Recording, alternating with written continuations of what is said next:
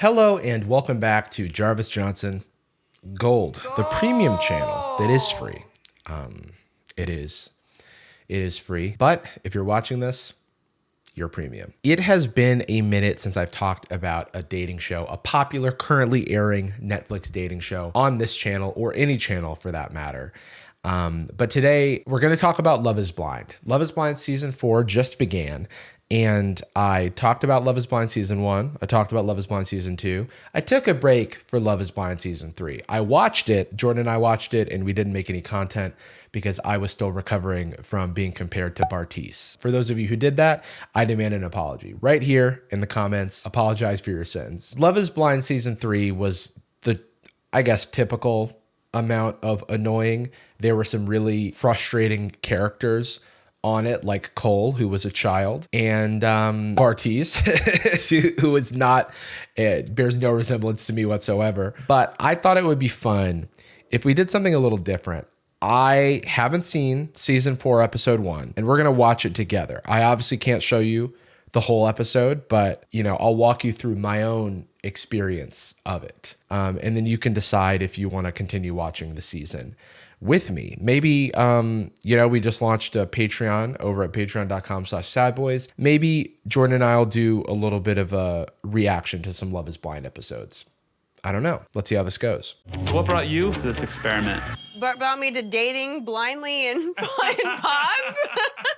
So for those of you who are not familiar with Love is Blind, they call it a social experiment, or they call it a dating experiment or something, where people date someone for like a week who they cannot see, and they just talk across a blue pulsating wall, and then they decide to become engaged to be married, and then they get married on the show, or maybe they don't. That's kind of the whole thing with the show, is like, who's going to get married, who's not. Is it going to last? Probably not. But the main marriage from season 1 is still going strong as far as I know. And that's the hope that we're all holding on to. I'm Vanessa Lachey. And I'm Nick Lachey. And welcome to Love is Blind. Nick Lachey is all over these dating shows on Netflix now. I think he's their personal little host. I think it started with Love is Blind, but now they're just peppering him everywhere. He just hosted that other show, Perfect Match, that I haven't watched, but people tell me is terrible. The relationship you have with your life partner. This whole idea of swiping left or right over 4 pictures. This is the part of the show where they start shitting on dating apps as a terrible way of meeting people, as they proceed to introduce the dumbest dating show idea of all time. Call me old-fashioned or whatnot, but that's not me. Call me old-fashioned. That's not me. I've got to not see my life partner. I've got to be looking at a pulsating blue wall like they used to do in the old days. Just call me old-fashioned, man. But that's why I'm here on Love is Blind season 4 on Netflix, because I'm an old-fashioned guy. You finally have the chance to fall in love with somebody based solely on who you are on the inside. I cannot get over the fact that they really present this show as the only way to get to know somebody on their own merits and not superficial qualities about them. I just want to normalize seeing the person you're dating. I feel like this show is kind of propagandizing this alternative view of things. It's okay to look at somebody before you marry them. What do you want to spend the rest of your life with? You'll get engaged. Then you will see your fiance for the very first time. And then you'll be like, oh shit, I made a huge mistake. We still have so many weeks to go, and it's all gonna be filmed. But before we get into that, let's talk about today's sponsor, Gel Blaster. Let me introduce you to the Gel Blaster Surge. This cool toy is gonna make you wanna get outside and play around this spring. Here are the steps to having fun. Step 1, soak your gelatin in water for 2 hours. Step 2, charge your blaster's battery. Step 3, drain the gellets and fill your gellet hopper. Attach it to the blaster like so. Put on your protective goggles. Step 5, have some good, wholesome fun outside.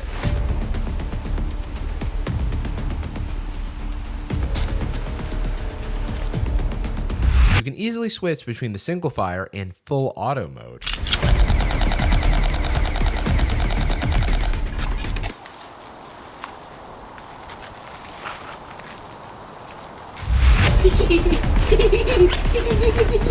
Oh gosh!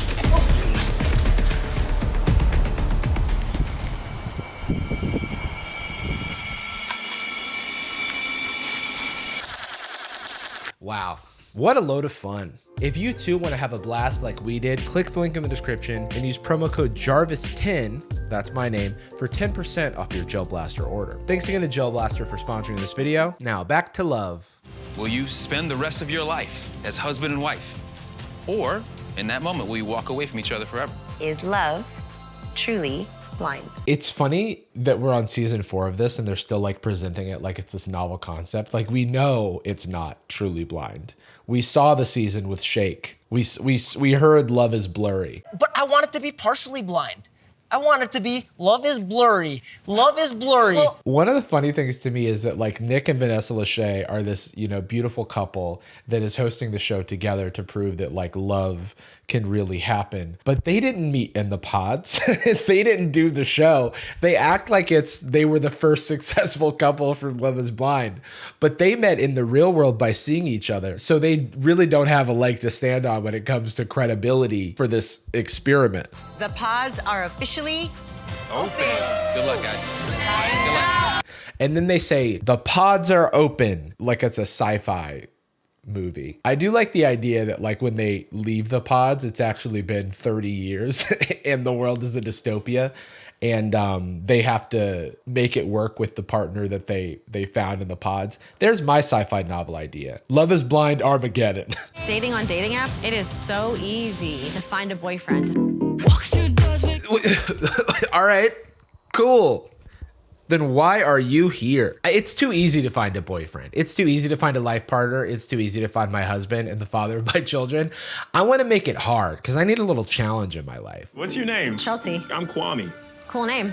Thank you. Means born on Saturday. And I love it. I love it. I think Saturday is the best day of the week. Agreed. So Riveting conversation. She's so curt. I think Saturday's the best day of the week. Agreed. We're in agreement about Saturday. Next topic. I just started a new job as the head of business development for a software company. I love my job now. It's providing me a life that I'm very happy about. It's providing me opportunities and I'm getting to work with incredible people. Good. Okay, first impressions. I gotta give my first impressions. I gotta call them. Chelsea, not the world's biggest fan, but she does seem fine. Kwame, who is a former soccer player that had a career-ending injury and then is now doing business development at a software company. I like him. He seems nice. What's your name? My name is Micah. What's yours? Wow, Micah, I love that. For me, I think I feed really hard off like people's energy. I would kind of maybe consider myself like an empath. So it's like important to surround myself with like really genuine people. Okay, we've got Micah, the marketing manager. Who knows if we'll see her again? She's an empath. I do feel like that's a normal thing that people say, but it's become in the hyper online circles that I run in a bit of a landmine that you can walk on because it's just a meme. But she's done nothing wrong. Micah is amazing. I can feel her energy from behind the wall. Micah is my number one. Damn, that was fast. Kwame's already found number one, and it's Micah. She's an empath. She believes in the law of attraction. She believes in manifestation. That's fine. Not harming anyone. As a scientist and a more analytical person, I expected to see flaws and holes in the experiment, and it's surprisingly sound. What is happening here? They keep bringing people with technical backgrounds on to go, you know what? Actually, this experiment's kind of sick. As a scientist, this is a real experiment, and it's not a reality show. Like, they want to be an experiment so bad. I don't get it. We know you're not fooling anyone. We know it's a goofy show. No amount of scientists can come on the show and go, you know, actually, this is a bit of an experiment. God, I could eat beignets all day. Those are going to be at our wedding, so just be ready. Okay, so Micah's thing is referencing the wedding on the first date, so that's cool. It would normally be weird or cute, so I guess it really just depends on how you do it. But on this show, it's a necessity. You've only got 7 days before you got to decide who you're marrying. So, I mean, fair play. I've been married before, so I've been married twice. Wait, really? Yeah. A lot of people are pretty shocked that like, oh, you've been married twice? That's interesting. So Amber, the flight attendant, has been married twice already. That's fine. There's no issue with that. But I do feel that going on the show where like the relationships don't really work out, you're just throwing in that third time of things not working out. But I mean, or she finds the love of her life and lives happily ever after. I'm just saying the dating shows, we know how they work out, okay? However, this does make me think that she's gonna get to the wedding, not say I do with the person, because she's like, I've been through this before. I just am not feeling it. I know. I felt this before, and I just can't say yes. That's my theory. Are you Japanese? Korean? No. Chinese? Are you short? Let me guess. 5'1", 4'11". Yo, leopard print over here is playing multiple choice with every date. I'm looking for a partner, and Tiffany is at the top of my list. Usually the first episode of Love is Blind ends with the first proposal, like just one it couple gets their first proposal. And I don't know who it's going to be yet. I'm going to need a little more time. After they do their little mingling, they're going to cut back to people really hitting it off. And I think those are going to be the people that do the first proposal. Okay, so we got Zach, the criminal defense attorney. We've got Irina, who's business owner. She does something. They are the people that after the mingling, after the first like quote unquote commercial break, they're the ones hitting it off. My mother was a stripper. She did that to make sure that I had food. After my mom died, I've been on autopilot. Did what I needed to do to pass the bar, get through law school. I moved here from Russia when I was Really? Yeah. Zach tells his, background. Irina came over from Russia at a very young age and didn't have a lot of means growing up, and they're sharing a lot. They're hitting it off. It's a beautiful thing. I'm calling it. They're getting engaged at the end of the episode. I said the first couple after the little commercial break, that's who's getting engaged. It's going to be Zach and Irina. Let's see. I think the hard part will come with multiple girls dating the same guy. I will never do anything on purpose to hurt you. I promise you that, so okay? sweet. Like, it's never gonna be anything on purpose. Oh my God, you would never. Bliss and Irina have a little mingle. I would never do anything to sabotage you, they say. I think it's Zach. You got it right. Do you know who I am? Bliss. Yeah. Then boom, like clockwork, cut to Bliss and Zach in the pods on a date. What's gonna happen? You are a 10 on the intellect. Thank you. I have a good brain.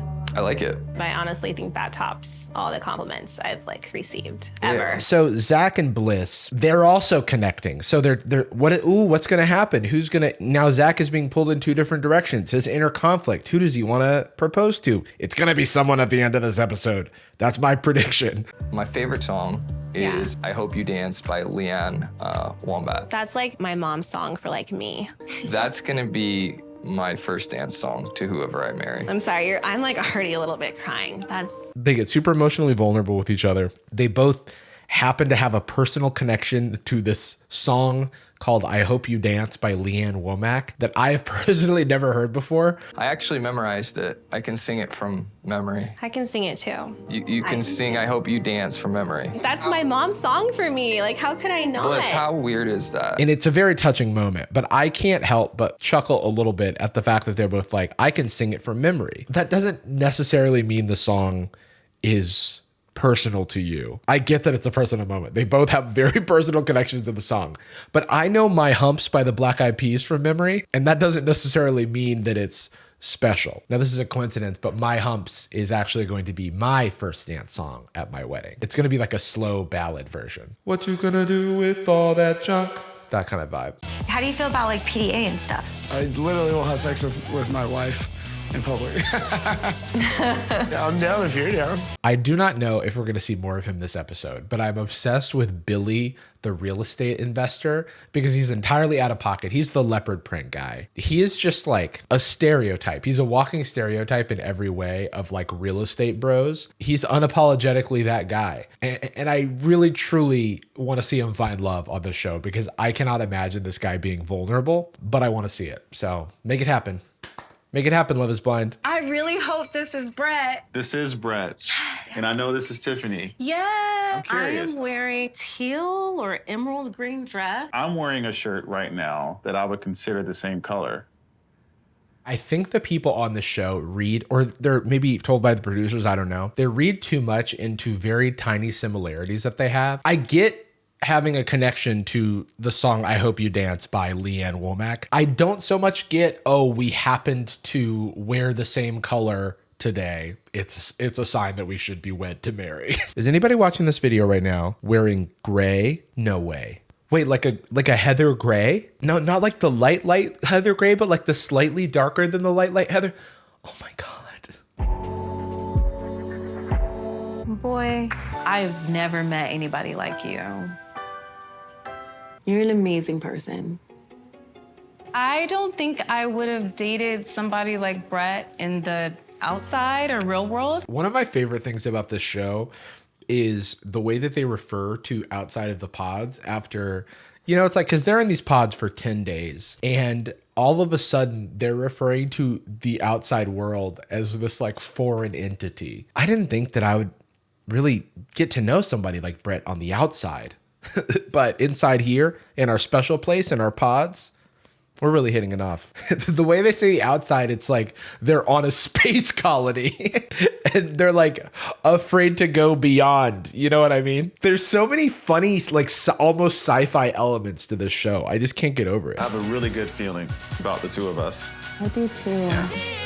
Tiffany and Brett are hitting it off. I mean, they're just sharing their life stories. They're vibing. It's a beautiful thing. Good for them. They're for sure a couple. They're for sure going to be a couple. I don't know. I can't obviously show too much of this, because I don't want to get claimed, but that's my prediction. Second date was really good. Oh, yeah. Was it that person you like? Paul? Yeah. I just smile so much when I'm in there. So I'm like, oh. So one of the funny things that happens when two people are dating the same person, this has to be staged by the producers. They have people have these like off the cuff conversations about the person that they're really excited about within earshot of another person that's dating that guy.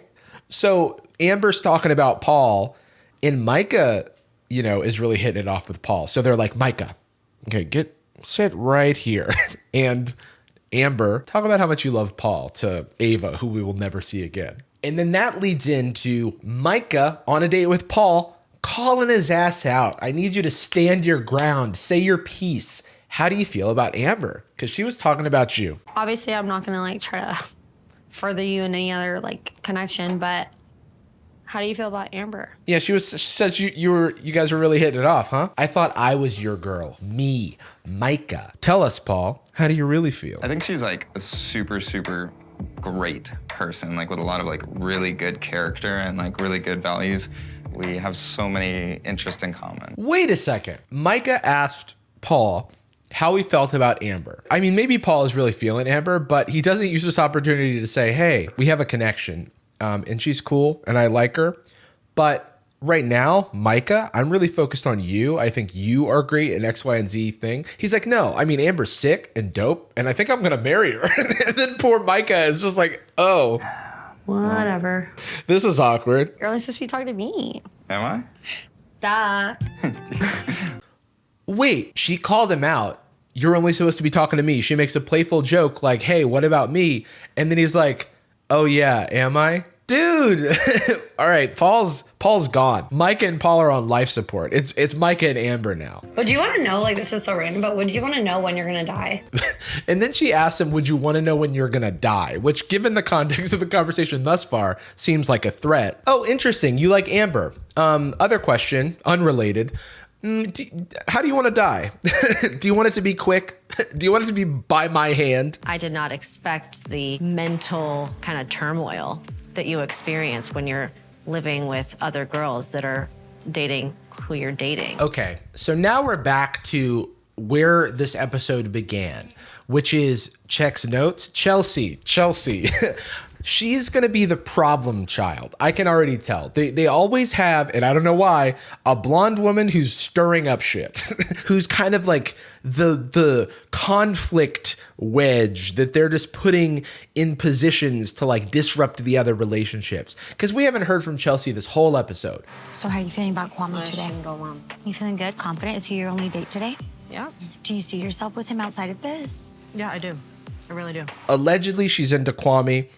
We haven't seen that happen. Now they're cutting to her in this kind of almost sinister way. Oh, can you see yourself with Kwame? I can. And then meanwhile, Kwame is supposed to be with Micah. I think they were the ones who were hitting it off. So let's just see what kind of drama Chelsea stirs up. I could be completely wrong, by the way. I'm really just going off of the normal beats of the show, so, which makes it fun for me to try to predict, because I could be very wrong. So when you like to have sex, do you like the souls to like connect? Oh my gosh, yes. So Kwame and Chelsea are doing their little date, and Kwame is so rizzed up. he's got such good game that Chelsea dies. Yeah. What is happening in here tonight? She needs to stop mooning. Tone it down. One thing that's interesting is there's not been a lot of clear villains so far in this season. And normally we know, I guess that one guy who we haven't seen, Mr. Leopard Print, Billy, I think his name is, the real estate mogul. Normally there's more of like some people who are way out of pocket, and we have not been seeing that. So I guess they're playing for the soul right now. They're playing for our hearts. Okay, are we just ready? Hi, can we just get at it right now? Oh, I'm talking about marriage, but Yeah. I'm not lying to you right now. Like I'm Oh, this is weird. Okay, Kwame and Chelsea are hitting it off. Chelsea's like, I've had enough.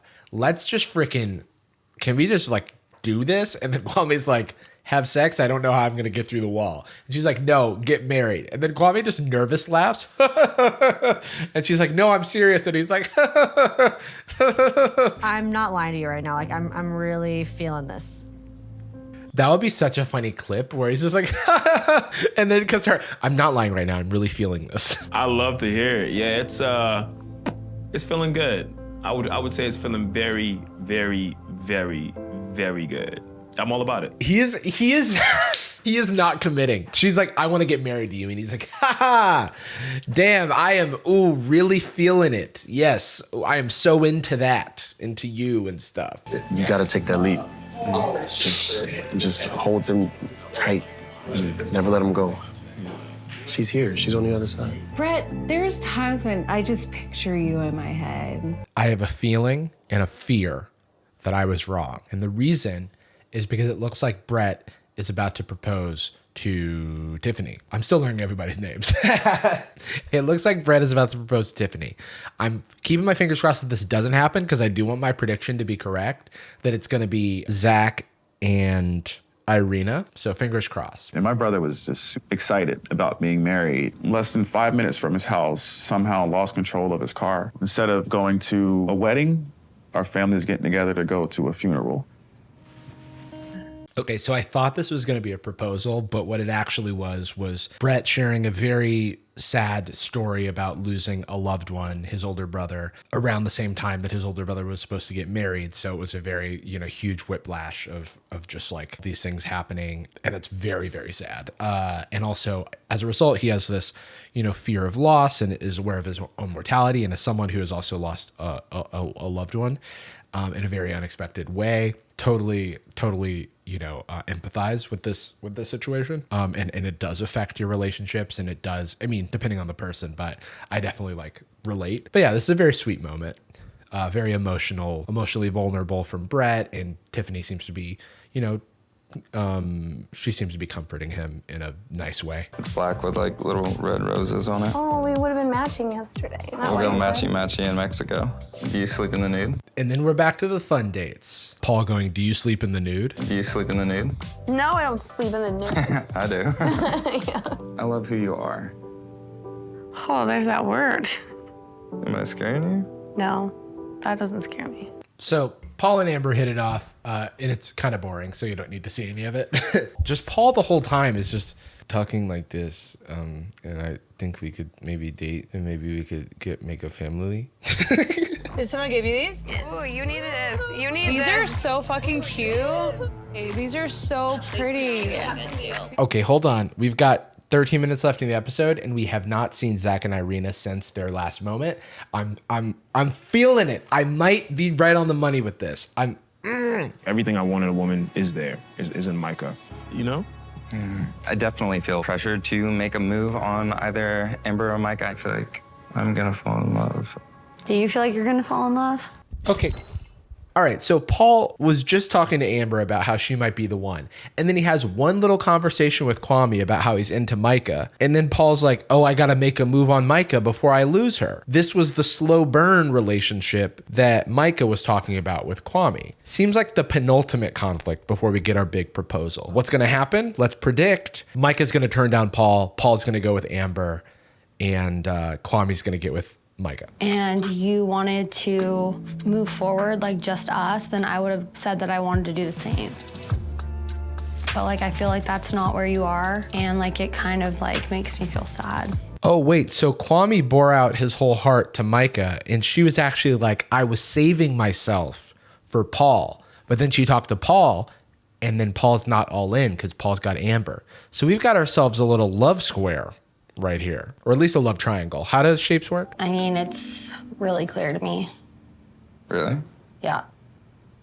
And like, that person that I would say yes to is you. Wow. So she would say yes to Paul. Okay. Interesting, Micah. Should have said that to Kwame. All right. Sorry, I'm just Team Kwame over here. Paul can, I mean, I feel like Paul's playing both sides. If we agreed to just go for each other, maybe you wouldn't feel risky to me anymore. I think so. Let's do it then. Sorry, Chloe, but I prefer me. I have like a really dorky like smile over here. I'm legitimately surprised. Okay. So Paul's swooping in, laying claim on Micah, and Micah's down. She's like, let's do the damn thing. By laying claim, obviously these people are not property. I just mean there's this competing thing, you know, and Kwame like went for it and Micah wasn't into it because Micah was actually into Paul. So now I'm feeling bad for Kwame right about now. A little bit. Me too. Oh my God, we're so cute. And I'm feeling bad for my prediction. We're like a little couple. And I'm feeling bad for my mic that just broke. I feel like I'm gonna explode. Like, I feel like... So now what? I have to talk to Amber. Are you still feeling like sure about that? Yeah. Why is your ass so soft? You know, I did connect with her. Are you like 100% gonna do that tonight? Or are you gonna tell her at the beginning of your date? I don't even. Paul is so non-committal. I feel like he just said that he was about to like lay it all on the line for Micah. And then now he's like, yeah, I guess I'll talk to Amber. I mean, we had a connection. It's like you found the love of your life. So commit if you're so excited. Or do you just want to beat Kwame to the punch? Is that your game, Paul? Good, so good. I've been looking for. Oh, shit. My prediction. No, Brett and Tiffany, don't propose to each other. What about my prediction? What happened to Zach and Irina? What happened to them? I came here to find a wife with Tiffany. Something about this is proposal voiceover right now. I'm just so inspired by you. I want to be a better person for you. And I think that's what love should be. I already feel as though I'm in love with you. Damn, just hold the proposal. We haven't seen enough of Zach and Irina for anything to happen, so this is probably going to be the proposal of the episode. Are you running away now? No, it just wasn't a word that I just ever really heard. Mm-hmm. You are special, Tiffany. And then in an absolutely wild plot twist. Hello? Hello? Tiffany falls asleep before he can propose.